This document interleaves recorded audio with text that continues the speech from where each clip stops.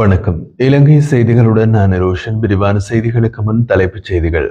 இலங்கையில் உயிர்காக்கும் மருந்துகள் உட்பட 180க்கும் மேற்பட்ட அத்தியாவசிய மருந்துகளின் கடுமையான பற்றாக்குறை குறித்து எதிர்க்கட்சித் தலைவர் சஜித் பிரேமதாச கவலை. தமிழ் துரோகிகள் என்று அழைக்கப்பட்டவர்களுடன் தமிழ் அரசியல்வாதிகள் இணைந்து செயற்படுகின்றமை குறித்து மக்கள் புரிந்து கொள்ள வேண்டும் என்று ராமலிங்கம் சந்திரசேகர் வலியுறுத்தல். என்னை சிறையில் அடைக்கவோ அல்லது மிரட்டல் விடுக்கவோ முயற்சி செய்தாலும் என் குரலை அடக்க முடியாது என்று முன்னாள் அமைச்சர் உதய கமன்பில தெரிவிப்பு. இலங்கையின் பொருளாதார வளர்ச்சி இந்த ஆண்டு 3.5% குறையும் என்று உலக வங்கி கணிப்பு. தொடர்வது விரிவான செய்திகள். இலங்கையில் புற்றுநோய், இதய நோய், உயர் இரத்த அழுத்தம், சிறுநீரக நோய்கள் மற்றும் நீரிழிவு நோய்களுக்கான உயிர்காக்கும் மருந்துகள் உட்பட 180க்கும் மேற்பட்ட அத்தியாவசிய மருந்துகளின் கடுமையான பற்றாக்குறை குறித்து எதிர்க்கட்சித் தலைவர் சஜித் பிரேமதாச கடுமையான கவலைகளை எழுப்பியுள்ளார். சஜித் பிரேமதாச ஒரு சிறப்பு அறிக்கையில் அரசாங்கம் அவசரமாக தலையிட வேண்டும் என்றும், முக்கியமான மருந்து பொருட்கள் மற்றும் அறுவை சிகிச்சை உபகரணங்கள் இல்லாததால் பொது சுகாதார அமைப்பு பெரும் சரிவை எதிர்கொள்கிறது என்றும் கூறியுள்ளார். இலவச சுகாதார சேவையை வழங்க வேண்டிய அரசு மருத்துவமனைகள் கூட மருந்துகளை வழங்க முடியாமல் நோயாளர்களே தனியார் நிறுவனங்களில் இருந்து மலிவு விலையில் அவற்றை வாங்க வேண்டிய கட்டாயத்தில் உள்ளனர். இலவச சுகாதார சேவையை ஒரு பொருளாக மாற்றுகிறது என்று அவர் கூறியுள்ளார்.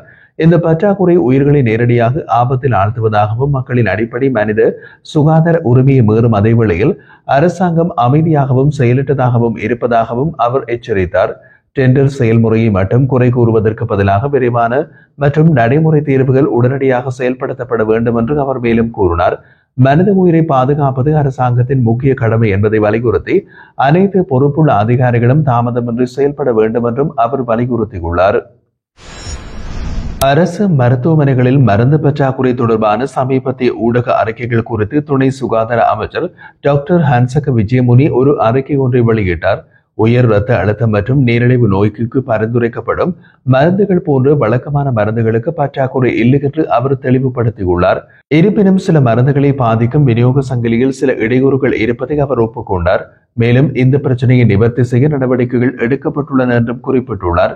இது சமீபத்திய பிரச்சனை அல்ல, ஆனால் பல ஆண்டுகளாக நீடித்து வரும் பிரச்சனை என்று டாக்டர் விஜயமுனி மேலும் கூறினார். 2026ஆம் ஆண்டுக்குள் மருந்து பற்றாக்குறையை முழுமையாக தீர்க்க நடவடிக்கைகள் எடுக்கப்பட்டு வருவதாக அவர் உறுதிப்படுத்தினார். எதிர்க்கட்சி அரசியல்வாதிகள் இந்த சூழ்நிலையை ஒரு ஊடக விளம்பரத்திற்கான தளமாக பயன்படுத்த வேண்டாம் என்றும், இந்த பிரச்சனையை நிவர்த்தி செய்ய அரசாங்கம் தேவையான அனைத்து நடவடிக்கைகளையும் எடுத்து வருவதாக பொதுமக்களுக்கு அவர் உறுதியளித்துள்ளார். தமிழ் துரோகிகள் என்று கடந்த காலங்களில் அழைக்கப்பட்டவர்களுடன் இன்றைய தமிழ் அரசியல்வாதிகள் இணைந்து செயல்படுகின்ற நிலைமை குறித்து மக்கள் தெளிவாக புரிந்து கொள்ள வேண்டும் என்று கடல் தொழில் மற்றும் நீரியல் வள அமைச்சர் ராமலிங்கம் சந்திரசேகர் தெரிவித்தார். யாழ்ப்பாணத்தில் இன்று நடைபெற்றிருந்த ஊடகவியலாளர் சந்திப்பொன்றில் கலந்து கொண்டு பேசும் போது அவர் இவ்வாறு கூறியிருந்தார். இது குறித்து அவர் மேலும் தெரிவித்த போது, நாடு முழுவதும் உள்ளூராட்சி மன்ற அமைப்புகள் ஏற்படுத்தப்படுகின்றன. வடக்கிலும் இதற்கான நடவடிக்கைகள் இடம்பெற்று வருகிறது. தெற்கில் கடைபிடிக்கப்படும் அணுகுமுறையை நாம் வடகிழக்கில் பின்பற்றுவதில்லை. நாம் நடுநிலையை பேணினோம். நாங்கள் வாக்கெடுப்பில் போட்டியிட்டிருந்தால் இங்கு சில தமிழ் கட்சிகளின் கனவுகள் தரையட்டி இருக்கும். அவர்கள் காட்டிய மனக்கோட்டையை மண்கோட்டையாக மாற்றியிருக்கும் என்பதையே நாங்கள் வலியுறுத்த விரும்புகின்றோம். இங்கு யாரேனும் ஆட்சி செய்தாலும் அந்த ஆட்சிக்கு உதவியாக இருந்து மக்களுக்கு சேவை செய்வதே எமது முக்கிய குறிக்கோளாகும். உள்ளூராட்சி மன்றங்கள் வழியாக மக்களுக்கு தேவையான சேவைகளை உறுதியாக வழங்கப்பட வேண்டும். அதற்காக எமது உறுப்பினர்கள் முழுமையாக செயல்படுவார்கள். அதேவேளை ஊழல் மற்றும் மோசடிகள் இடம்பெறுமானால் அவற்றை எதிர்த்து செயற்படுவதிலும் நமது உறுதிப்பாடு இருக்கும். மக்கள் நம்பிக்கையினை ஏமாற்றும் அரசியலை நம்மால் ஏற்க முடியாது. சாக்கடை அரசியலை நாங்கள் பின்பற்றுவதில்லை. எதற்காக என்றால், நாங்கள் அப்படி ஒரு அரசியலை விரும்பியிருந்தால் இன்று யாழ் மாநகரில் வேறு ஒருவர் மேயராக இருக்கக்கூடிய சூழ்நிலை உருவாகி இருக்கும். தமிழ் தேசிய அரசியல் தளத்திலிருந்து ஒதுக்கப்பட்டவர்கள், துரோகிகள் என்று அழைக்கப்பட்டவர்கள், ராஜபக்சக்களை ஆதரித்தவர்கள், ஊடகவியலாளர்களை தாக்கியவர்கள் மற்றும் மக்கள் விரோத நடவடிக்கையில் ஈடுபட்டவர்கள் என்பவர்கள் இன்று கூட்டு அமைத்து செயல்படுகின்றார்கள். இது மக்களால் நன்கு உணரப்படுகின்றது. இவர்கள் மக்களின் நலனுக்காக அல்ல, தமது அரசியல் வாழ்வை காப்பதற்காக இவ்வாறு செயல்படுகின்றனர். இதே நபர்கள் தான் தேசிய மக்கள் சக்தியை இனவாத கட்சியாக சித்தரித்து வாக்களிக்க வேண்டாம் என்றும் பிரச்சாரம் செய்தவர்கள். ஆனால் இன்று அவர்கள் யார் என்பது வெளிப்படையாகிவிட்டது. தெற்கிலும் அதிகாரத்துக்காகவே முன்னாள் எதிரிகளும் கூட்டணி அமைத்து ஆட்சி செய்கின்றார்கள். ஒருவரை ஒருவர் கடுமையாக விமர்சித்தவர்கள் என்று கொள்கையை விட்டு கூட்டு சேர்ந்திருப்பது வெட்கக்கேடான ஒன்று என்று அவர் குற்றம் சாட்டினார். ஜெர்மனிக்கு விஜயம் கொண்டிருக்கும் ஜனாதிபதி புலிகள் அமைப்பின் உறுப்பினரான நெடியவனை சந்திக்கவிருக்கின்றார் என்ற தகவல் சமூக வலைதளங்களில் பரவி இருப்பதை நான் முன்பு தெரிவித்திருந்தேன். இந்த தகவலை அடிப்படையாக கொண்டு என்னை இனவாதத்தை தூண்டியவன் என்று கூறி கைது செய்ய முயற்சிகள் மேற்கொள்ளப்படுகிறது. என்னை சிறையில் அடைக்கவோ அல்லது கொலை மிரட்டல் விடுக்கவோ முயற்சி செய்தாலும் எனது குரலை அடக்க முடியாது என்று முன்னாள் அமைச்சர் மற்றும் பிவித்துரு ஹெல உரிமைய தலைவர் உதய கமன்பில தெரிவித்துள்ளார். கொழும்பில் நடைபெற்றிருந்த ஊடகவியலாளர் சந்திப்பொன்றில் பேசும் போது அவர் மேலும் கூறுகையில், ஜேவிபியின் ஆதரவாளர்கள் என்னை கைது செய்ய கோரி ஆர்ப்பாட்டத்தில் ஈடுபட்டுள்ளனர். நான் அரசாங்கத்தின் தவறுகளை ஆதாரங்களுடன் வெளிச்சமிடுவதால் என்னை தடுக்க இவ்வாறு முயற்சி நடைபெறுகின்றது. இனவாதத்தை தூண்டியதாக கூறி என்னை கைது செய்ய அரசு திட்டமிட்டு வருகிறது. இதற்காக சர்வதேச சட்டங்களின் கீழ், குறிப்பாக குடிமை மற்றும் அரசியல் உரிமைகள் தொடர்பான சட்டத்தின் கீழ் என்னை பிணையின்றி நீண்டகாலம் விளக்கமறியல் வைக்க முடியும் என்று கருதுகின்றனர். இந்த நோக்கத்திலேயே என்னை எதிர்த்து போராட்டங்கள் நடத்தப்பட்டுள்ளது. சோதனையின்றி விடுவிக்கப்பட்ட கொள்கலன்கள் தொடர்பாக எனது வாக்குமூலம் பெறப்பட்ட பின்னர் என்னை கைது செய்வதுதான் அரசாங்கத்தின் நோக்கம். எனினும் என்னை கைது செய்ய எந்த விதமான சட்ட ரீதியான அடிப்படை அரசாங்கத்தினமும் இல்லை. நான் எவ்வாறு இனவாதத்தை தூண்டியிருக்கின்றேன் என்பதை முதலில் தெளிவுபடுத்த வேண்டும்.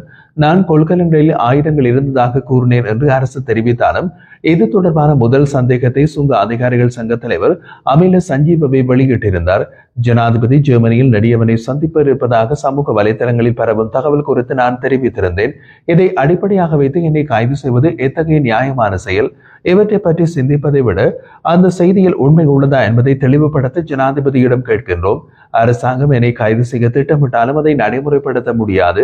ஏனெனில் நான் ஒரு சட்டத்திறனியாக இருப்பதால் சொற்களை மிகவும் பொறுப்புடன் பயன்படுத்துகின்றேன். பிள்ளையானை போன்று என்னையும் சட்டவிரோதமாக கைது செய்து மக்களுக்கு உண்மை தெரியாதபடி செய்ய அரசாங்கம் திட்டமிட்டிருக்கலாம். ஆனாலும் உதய கமன்பிலவிடம் சிறையில் அடைக்கவோ சுட்டுக் கொள்ளவோ முடியாது என்பதை ஜனாதிபதி அனுர்குமார திசாநாயக்க இதை நன்கு புரிந்து கொள்ள வேண்டும் என்பதை தெளிவாக கூறுகிறேன் என்றும் அவர் வலியுறுத்தியிருந்தார். இலங்கையின் பொருளாதார வளர்ச்சி இந்த ஆண்டு 3.5% குறையும் என்று உலக வங்கி கணித்துள்ளது. இந்த குறைவு நெருக்கடியான சூழ்நிலைகள், வளர்ச்சியை தடை செய்யும் உள்கட்டமைப்பு பிரச்சனைகள் மற்றும் உலகளாவிய பொருளாதார நிலைத்தன்மை ஆகியவற்றின் தாக்கங்களை பிரதிபலிக்கின்றது. மேலும் 2026 மற்றும் 2027 ஆண்டுகளில் இலங்கையின் வளர்ச்சி வீழ்ச்சியாகவே தொடரும் என்றும் எதிர்பார்க்கப்படுகிறது. அதன்படி வளர்ச்சி வீதம் 3.1% குறையும் என்று கணிக்கப்பட்டுள்ளது. இதற்கு முந்தைய ஆண்டான 2024 எதிர்பாராத வகையில் 6% வளர்ச்சி பதிவாகி இருந்தது. ஆனால் உலகளாவிய வர்த்தக தடைகள் மற்றும் நிதி சந்தையில் ஏற்ற இறக்கங்கள் அதிகரித்து வரும் சூழ்நிலையில் தெற்காசிய பகுதிகளில் மந்தமான பொருளாதார செயல்பாடுகள் காணப்படுகின்றன. இதுவே வளர்ச்சி வீழ்ச்சிக்கு காரணமாகும் என்றும் உலக வங்கி தெரிவித்துள்ளது. அதே நேரத்தில் இந்தியாவின் வளர்ச்சி விகிதம் 2025-2026 ஆண்டுகளில் 6.3% இருக்கும் என்றும் கணிக்கப்பட்டுள்ளது. எனினும் இந்த முன்னறிவிப்பு கடந்த ஜனவரி மாதத்தில் வெளியான கணிப்புகளுடன் ஒப்பிட்டு பார்க்கும் போது 0.4% புள்ளிகளால் குறைவடைந்துள்ளது.